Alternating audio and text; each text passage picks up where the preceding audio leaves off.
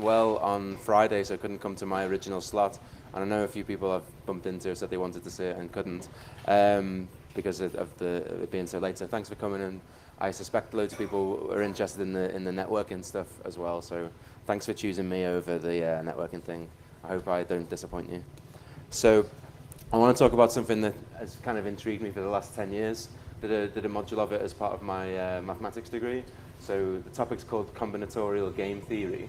And it's a theory. It's not nothing to do with the game theory that everybody knows about, so the Nash equilibria or all that kind of stuff. It's a very, very different theory. So it's about two-player games of perfect information. That means that it's not like battleships where I don't know where your ships are. It's more like, it seems to be a helicopter. It's more like perhaps chess, where you can see the opponent's pieces. And there's also, in these games, no chance element. And there's something called normal form, which means if you can't move, then you lose. So the games are all structured so that, as I say, if you can't move, you therefore lose the game. So there's two basic kinds. And an impartial game, both players have the same moves. That's less common in reality. And partisan games, as in different moves for different players. So I can only touch the white pieces, you can only touch the black pieces. Chess is therefore a partisan game. No chance element rules out things like backgammon or cards or anything where you roll the dice, etc. So we're talking about games where you can see all the pieces, you know what the moves are, and the idea is if you've ever written a game playing algorithm, maybe using alpha beta pruning or whatever, you can say at every stage in the game, well, what states can I take this game in? What are the legal moves for me, and what are the legal moves for my opponent? So that's the basic idea. I can look at a position, and I can say, well, what are all the positions I can take this to? What are all the positions my opponent can take this to? So an example game would be Chomp. So Chomp is a game played on a grid. The red square is poisoned. You choose a square as a move, so it's perfect information, obviously. And it's an impartial game because obviously there's no player one moves or player two moves. The first player is usually called left, second player is usually called right.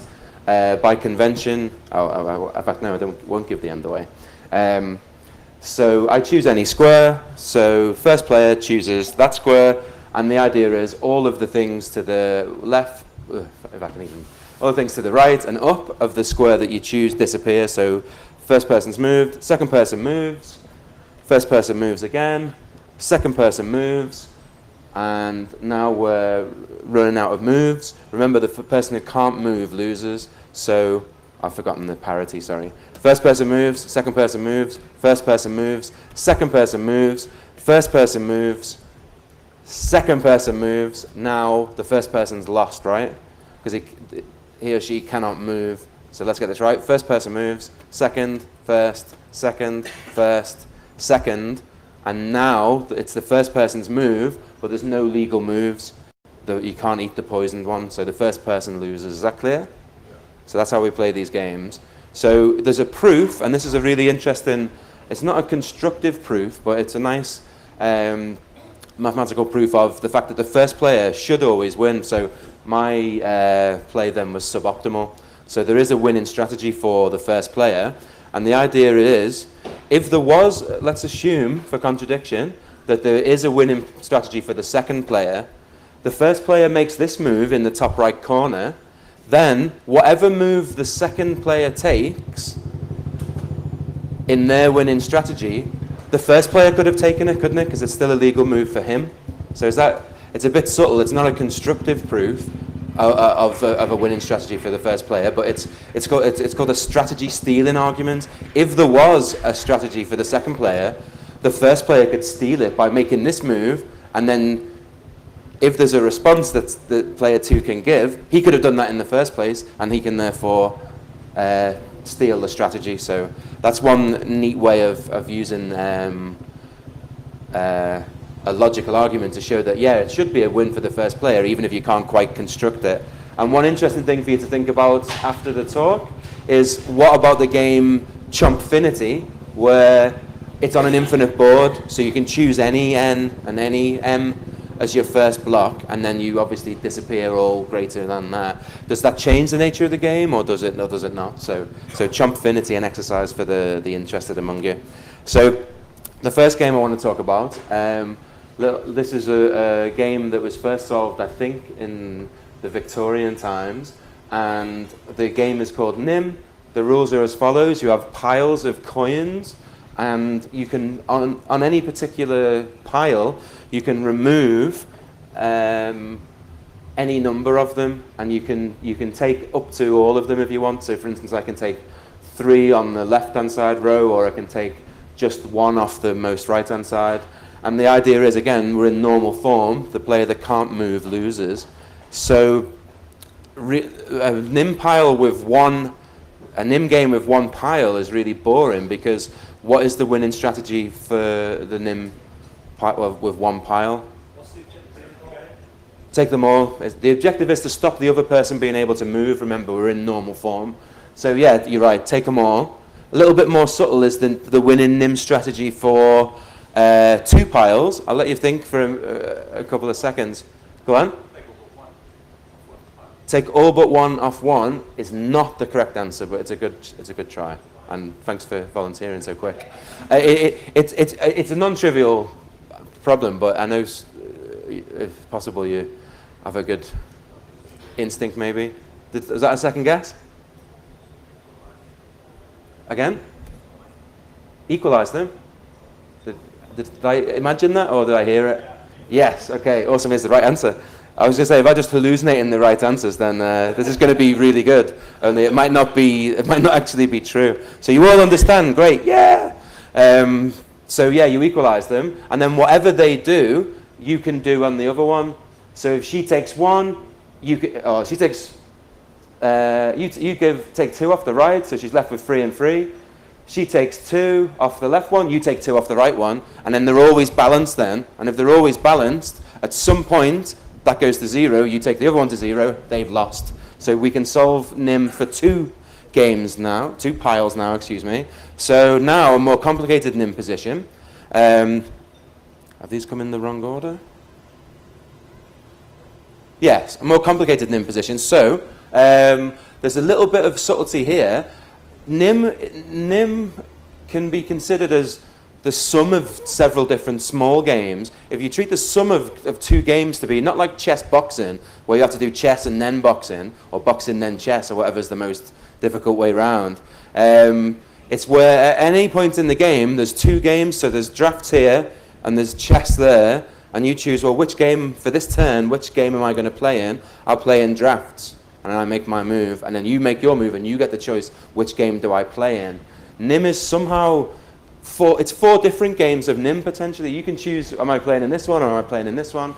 And I'll go into this in a bit more detail in a minute, but the idea is, if I was playing in the game with just these 2, I've got a strategy, haven't I? And if I was playing in the game with just these 2, if that was 1, I'd have a strategy. So a good idea might be, well, I'll keep those 2, and I'll equalize these 2, and then presumably if my opponent makes a move in these 2, I'll do the winning game. If my opponent makes a move in these 2 without these as the single ones, I'll make a move in that winning game. So somehow I've decomposed this 4 pile into 2 games that I know I can win, and if my opponent plays in one of them, I give the winning response in it. Does that make sense?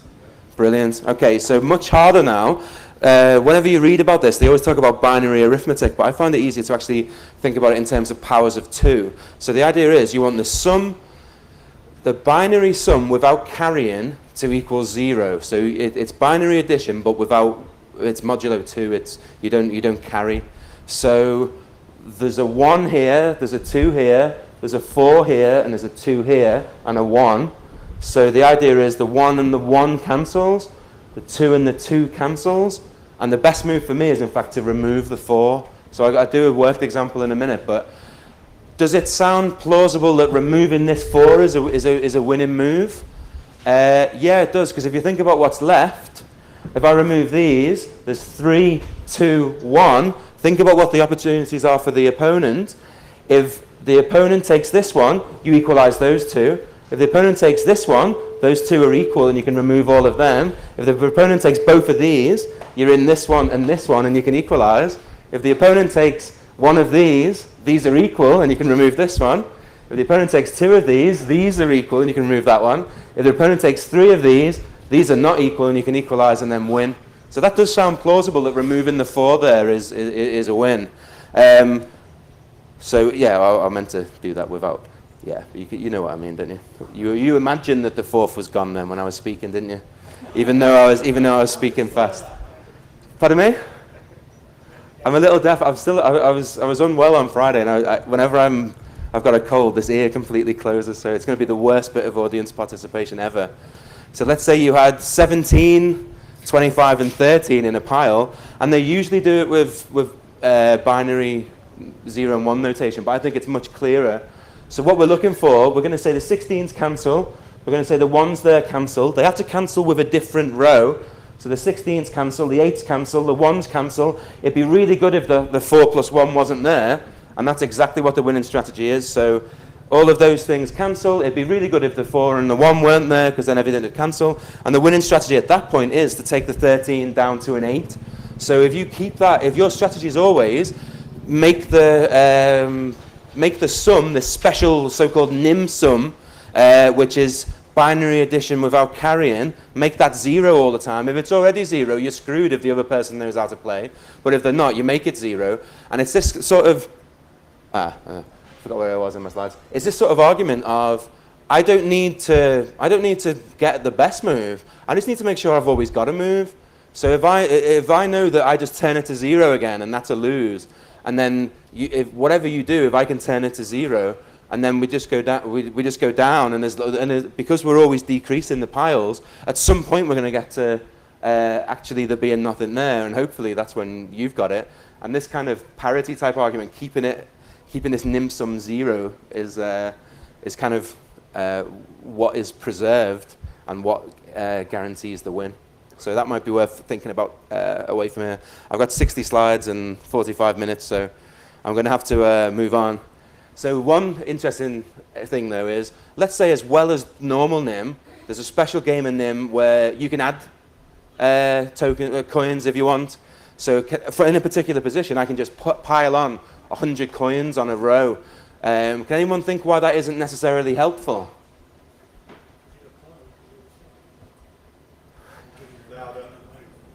Again? Exactly, they can just remove them. So it's actually, the move is completely reversible. If I add 50 coins onto one pile, and that's a worse position for you, you can just take exactly 50 coins off and say, like, deal with that.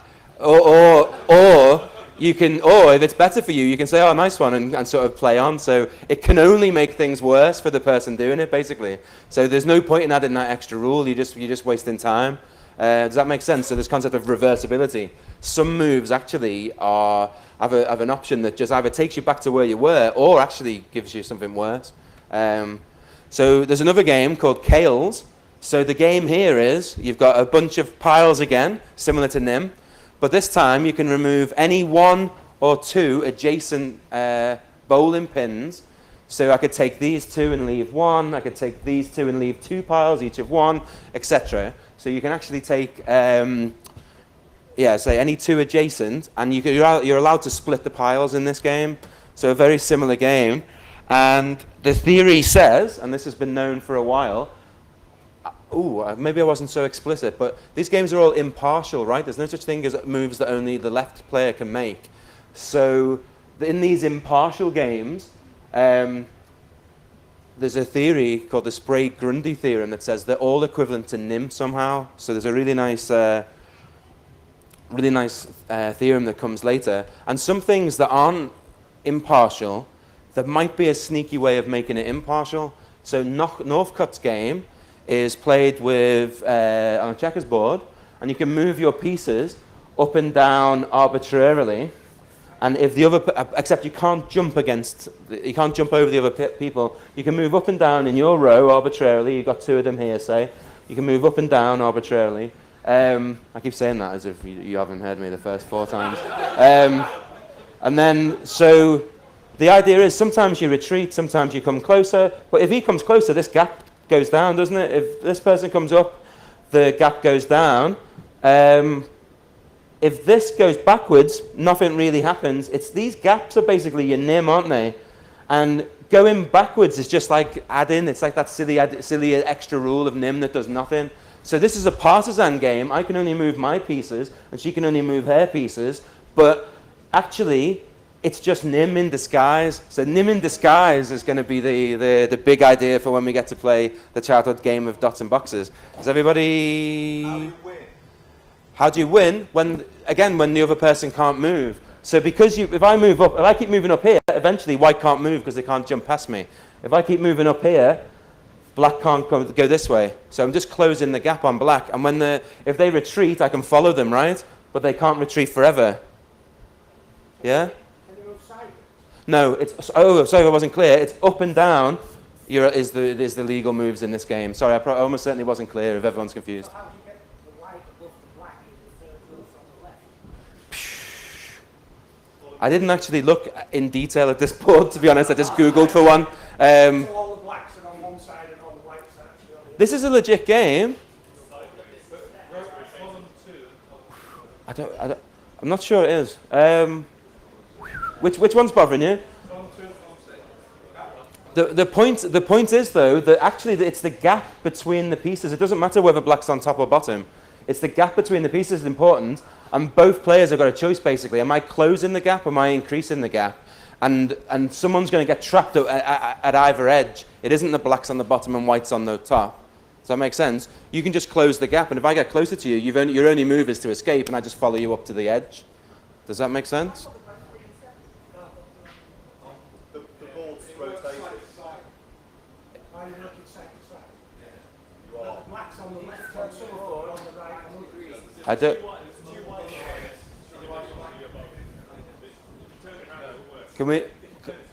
Can we just call this dealt with? I vote for just calling this dealt with. I Googled for Knockcut's game, took an image, didn't look at the context of the bounding page. Trust me, Knockcut's game is equivalent to NIM because Sprague-Grundy theory says that all impartial two-person games of perfect information are equivalent to NIM. So I'm glad you all understand that. So moving swiftly on, there's a whole class of games called octal games, and they're described by a potentially infinite octal number like this. And the idea is a bit like file permissions in Unix. If the nth position says you can take n things off your pile, and if you're allowed to leave 0 piles, then you add 1 to the total. If you're allowed to leave 1, then you add 2 to the total. If you're allowed to split and leave 2 piles, you add 4 to the total. So chaos, if you remember, you're allowed to take 1 or 2 pins, and you're allowed to leave 0, 1, or 2 piles, weren't you? You could take the last of a pile, you could leave 2 piles, or you could leave 1 pile. So chaos is actually the game 0.77, because I can take 1 and leave 0, 1, or 2 piles, or I can take 2 and leave 0, 1, and 2 piles. Audience participation, and I want you to shout loud if you know the answer because I can't actually hear. What's the decimal number, what's the octal game number, sorry, for NIM?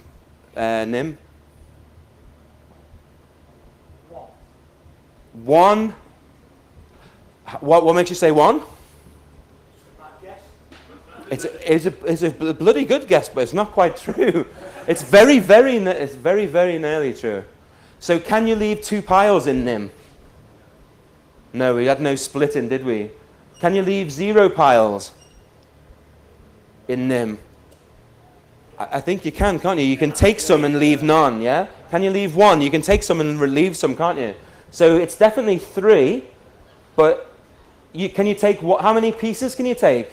In chaos, you could only take 1 or 2. In NIM, there's no limit, is there? So NIM is 0.33333 recurring. Yeah, so you can take any number, and you can leave either 0 or 1 pile. Yeah, you can't split in NIM.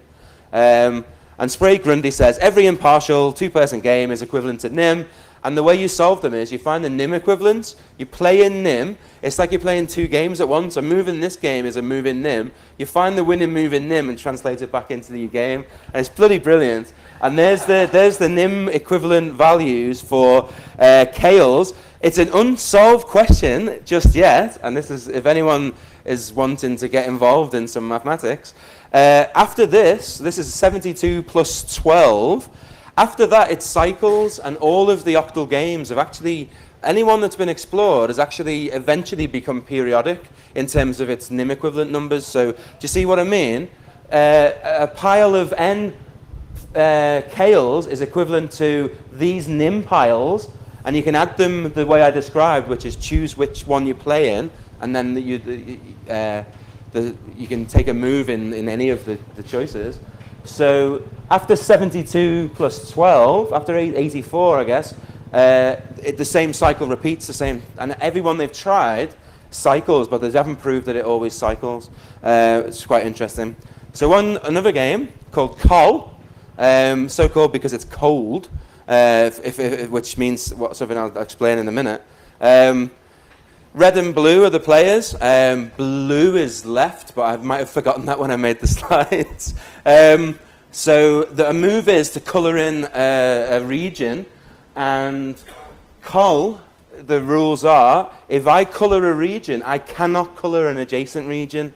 So if red plays the outside, then he's kind of reserved this for blue, because red can't go there. Does that make sense? So when blue then goes, blue's kind of reserved this for herself, but she can't go there.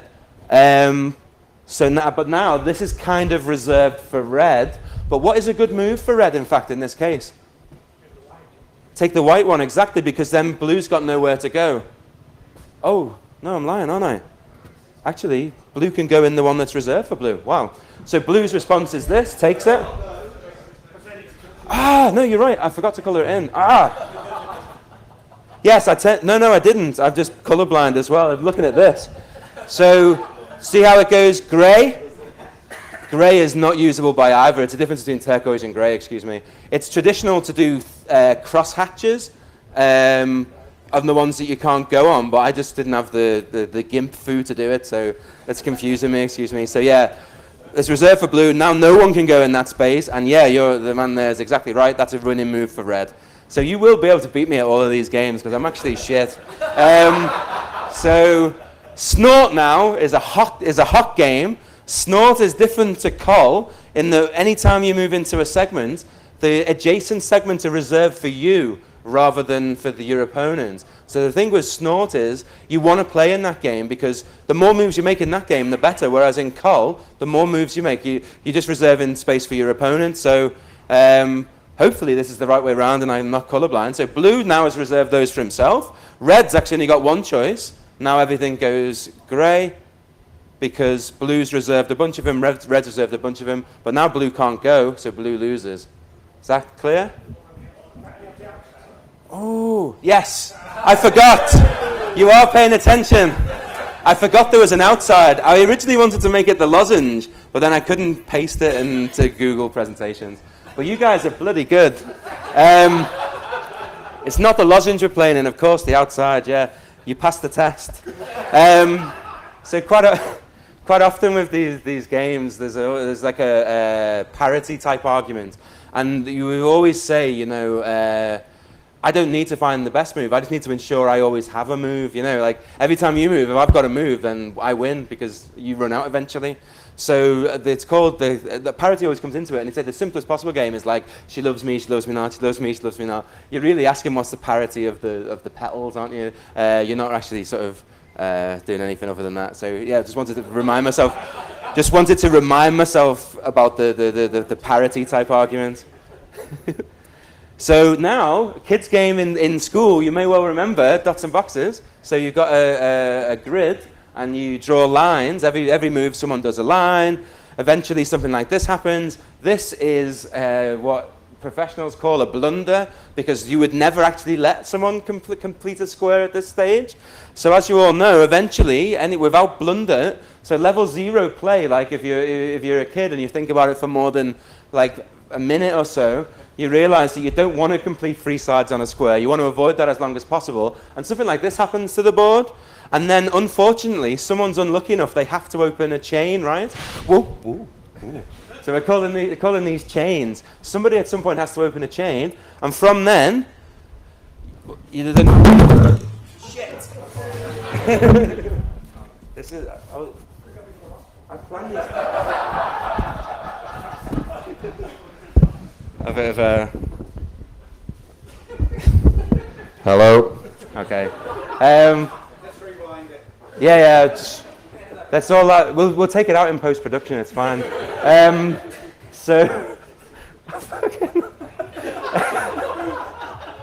So, important mathematics.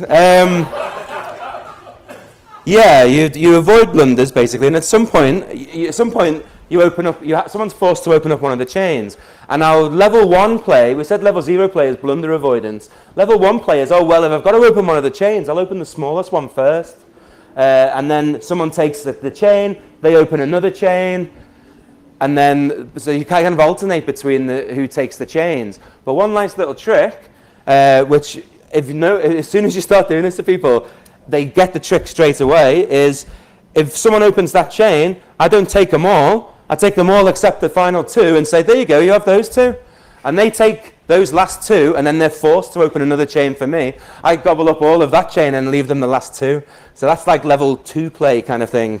So also, there's 2 kinds of things. There's chains and there's cycles. So in here is actually a cycle, whereas this starts at the end and finishes at the other end. This is a cycle. In order to be sneaky with this one, if someone opens it up, I can't leave 2, but I can leave 4. So I say, I don't want those 4, thanks. And then they get 4, but then they're forced to open this. And this gives me, in fact, 1, 2, 3, 4.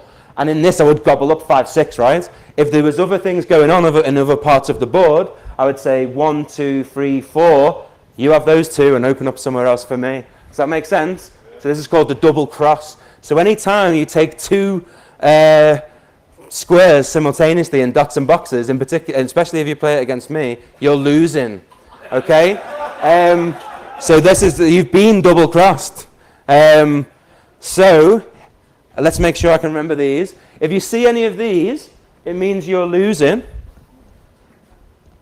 because you've got basically no choice. You should take them.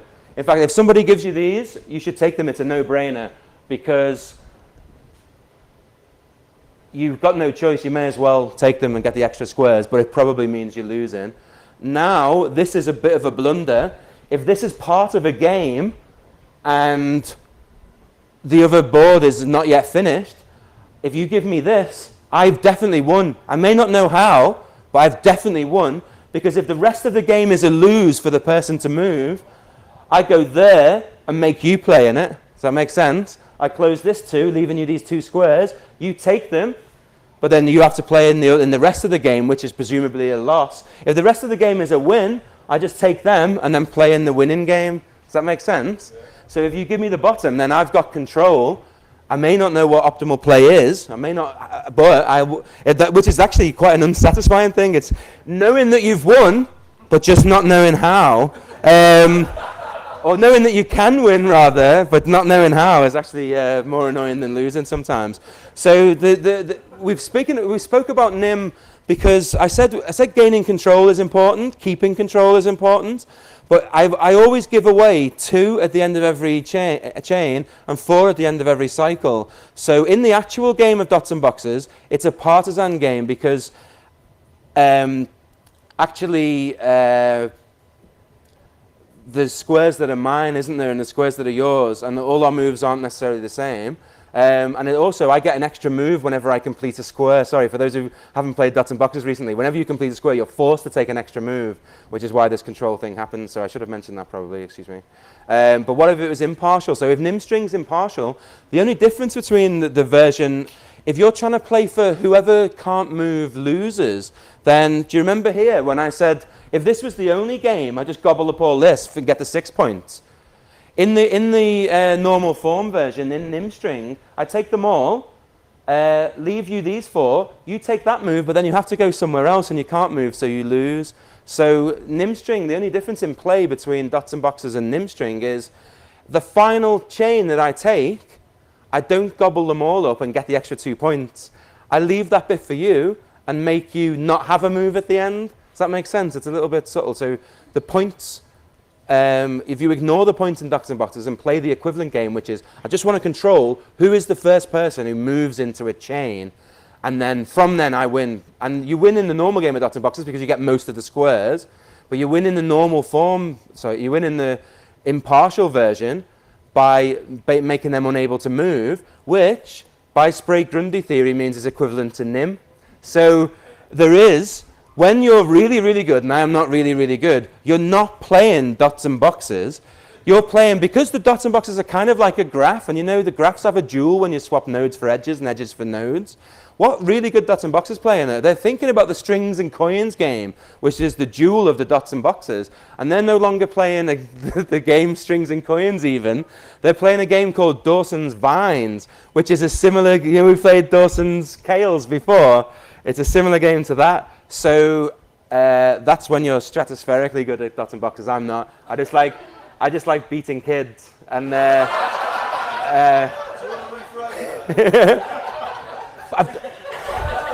I like winning against children. I'm sorry.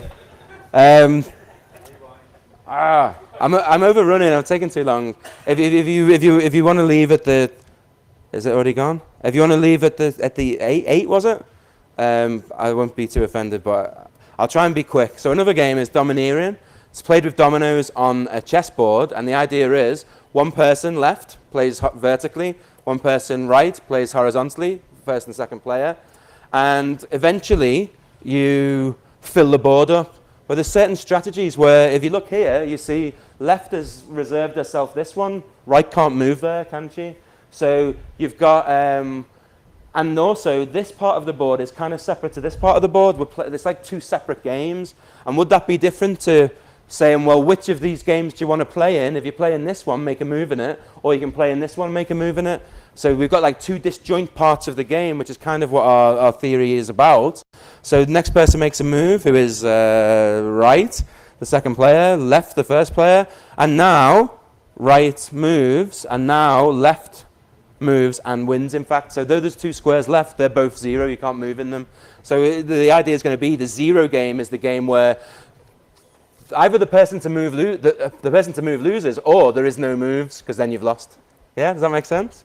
So these games here have number values. If left is the person who plays vertically, then that's one move for left, clearly, isn't it? If that's part of your game, if that's part of the game anywhere, especially if it's isolated. I mean, if it's isolated and that is a segment of the game, that's a move in the bank kind of thing, isn't it? And similarly, this is a move in the bank for right, and this though is much more contested, isn't it? Either left or right can play there. They both want it. That's like a hot game, so we want it. This is super hot, isn't it? If left plays here, then she's got a free move as well. If right plays here, then she's got a free move as well. So actually, that's even hotter. So of these four games, you would ignore these. You wouldn't even go for that one. You would get this one, wouldn't even get the extra move. Do you see how that's somehow like more desirable? That's the hottest. I'm going to go rather quickly through something slightly more technical. So John Conway, the guy who also discovered the game of life, and I think was also involved in categorizing one of the finite simple groups, so an incredibly prolific guy. Surreal numbers are defined as X is a set of numbers on the left and a set of numbers on the right, and the condition is that everything in this set is less than everything in this set. That's a slight abuse of notation, if you're going to be a little picky about the notation. But the idea is, well, we haven't said anything yet. So this is like a list of things on the left, and this is a list of things on the right. And the guarantee is that each of them here is less than each of them here, pairwise. How do we bootstrap it? And as always, we bootstrap it with the empty set. So actually inserted here is no elements because it's the empty set. That's defined to be 0.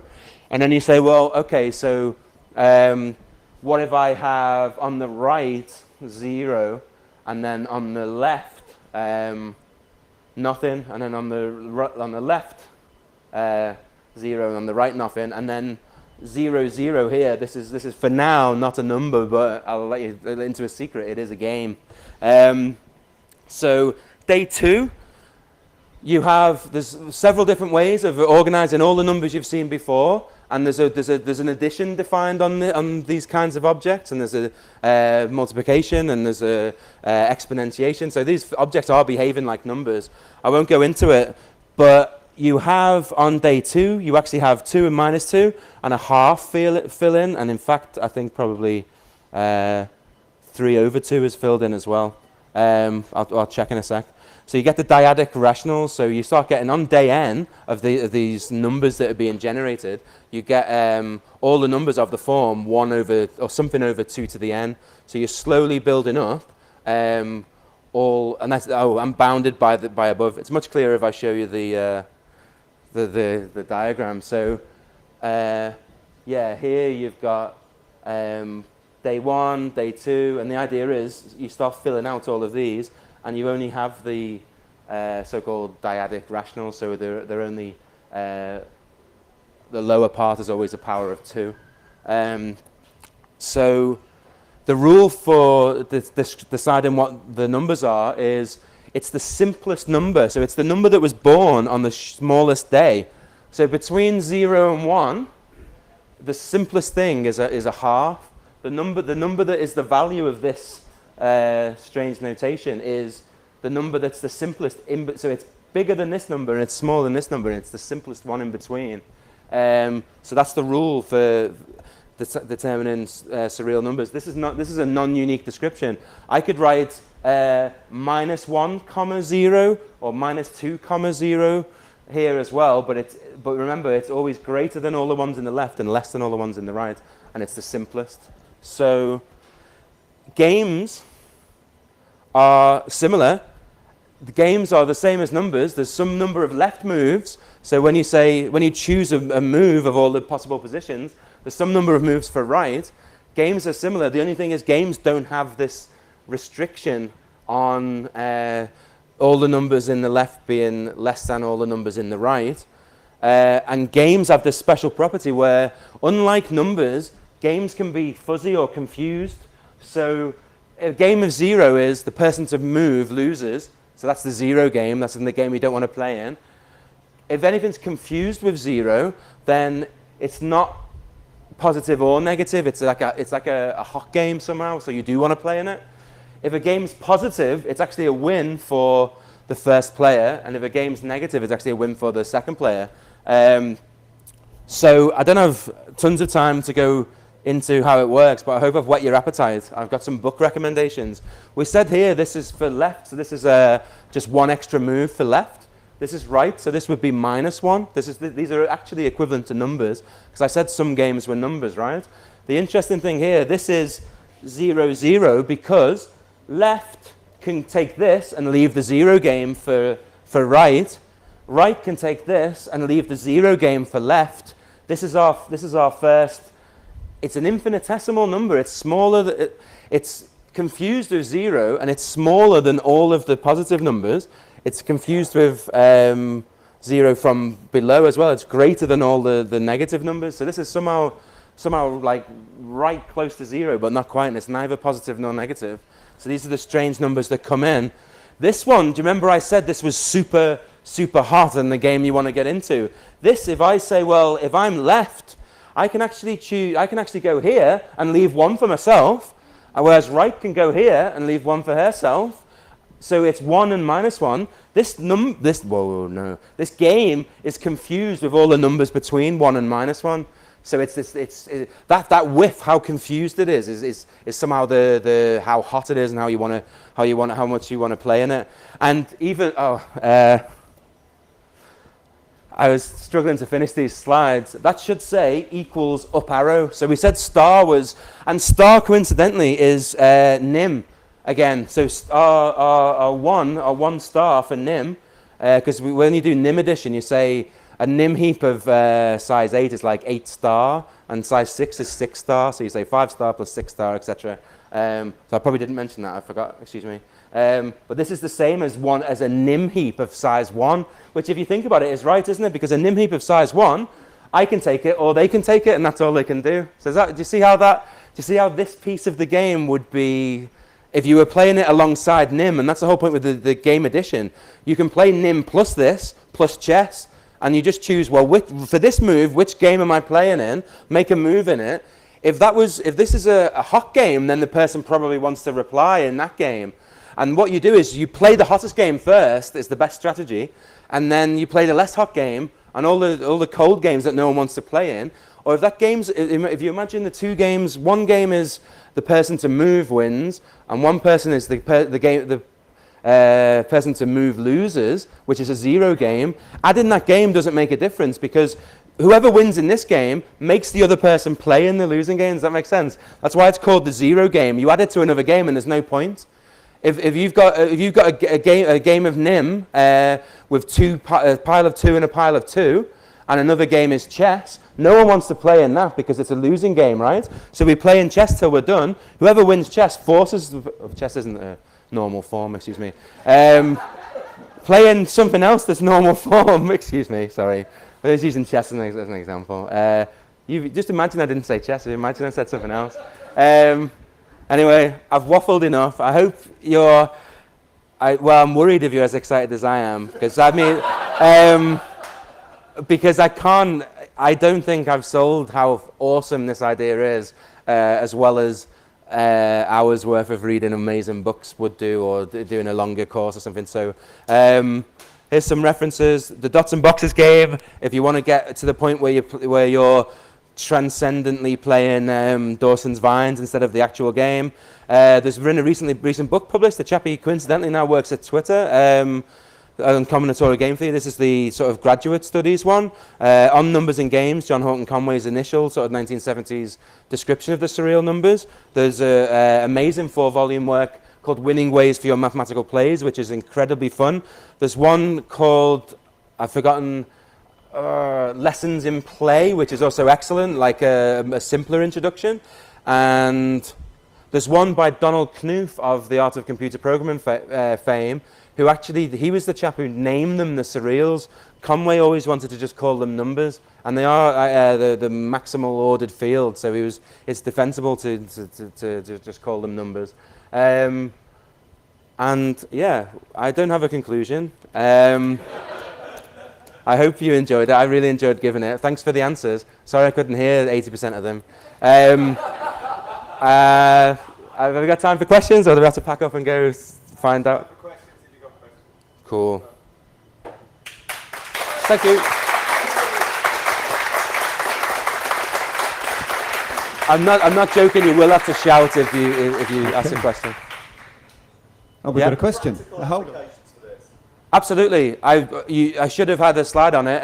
It's been used in chess endgames and in Go endgames. So there's a game a book by David Wolfe, chap who wrote one of the books I mentioned, which is Lessons in Play. He's a co-author of that. He's got a book called, you know what I was saying about things being hot?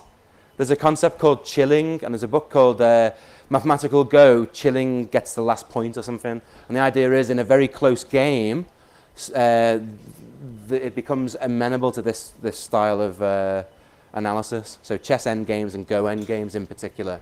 And of course, the surreal numbers are an interesting mathematical field in themselves. They do have an analysis within them and stuff like that. So, and it's similar to a concept called Dedekind cuts.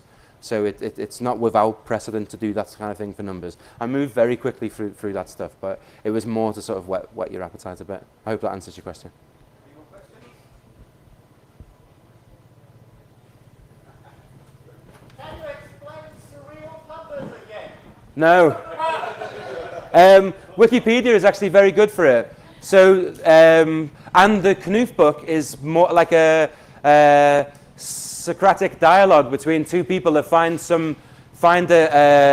oh, sorry, my style in this was to go from games to numbers and just dip into numbers, because the treatment going from numbers to games has been done in On Numbers and Games by Conway, and the Surreal Numbers book by Knuth just deals with the numbery aspects, and it's like a Plato-style dialogue, Socratic dialogue type thing.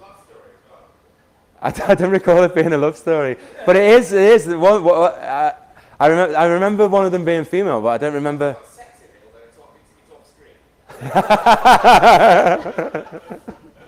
I'm probably 12 years off having read the book. The only thing I remember is the tablets arrive and you go on this nice journey. I don't remember any actual sex. Oh, any last question? Anyone? No? Okay, another big hand for Tom Thanks Hall. for your indulgence.